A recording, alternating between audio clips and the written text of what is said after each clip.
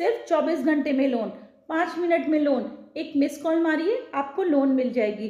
Gold loan, मुद्रा loan, personal loan, हर तरीके की लोन आजकल बाजार में अलग अलग टाइप में आपको ऑफर में मिल जाती हैं। आप अपनी कंफर्ट के हिसाब से लोन ले सकते हैं। वैसे इस लोन वर्ड का मतलब होता है कर्जा। आप किसी भी रूप में अगर कर्जा लेते हैं तो उसका आपको थोड़ा तो लॉस होता ही है।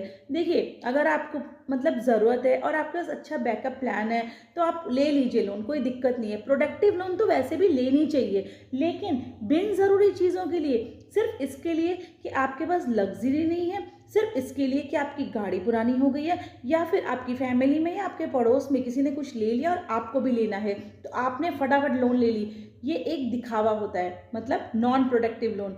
आप सोचिए, आप जो ये नॉन प्रोडक्टिव लोन लेते हैं ना, यही आगे चल के आपके ऊपर कर्जे का कारण बनती है। और फिर आप क्या करते हैं, अलग अलग एस्ट्रोलॉजर ढूंढते हैं कि कोई हमें बताए कर्ज मुक्ति का उपाय।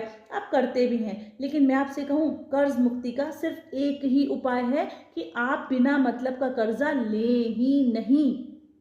अगर आप बिना मतलब का कर्जा लेंगे तो उससे मुक्त नहीं हो पाएंगे, क्योंकि किसी भी तरीके का कर्ज होता है वो आपको चुकाना तो पड़ता ही है अपनी सैलरी में से। इससे अच्छा है ना, आप सेविंग कर लो, आप कुछ दिन वेट कर लो और फिर ले लो।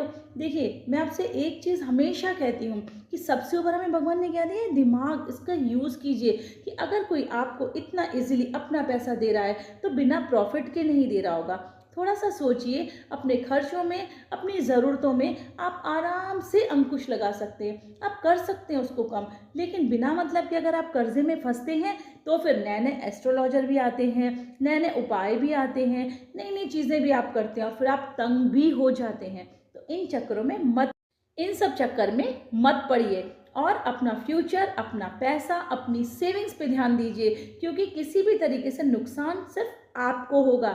मेरी बात अगर आपको अच्छी लगे तो एक लाइक ज़रूर कीजिएगा।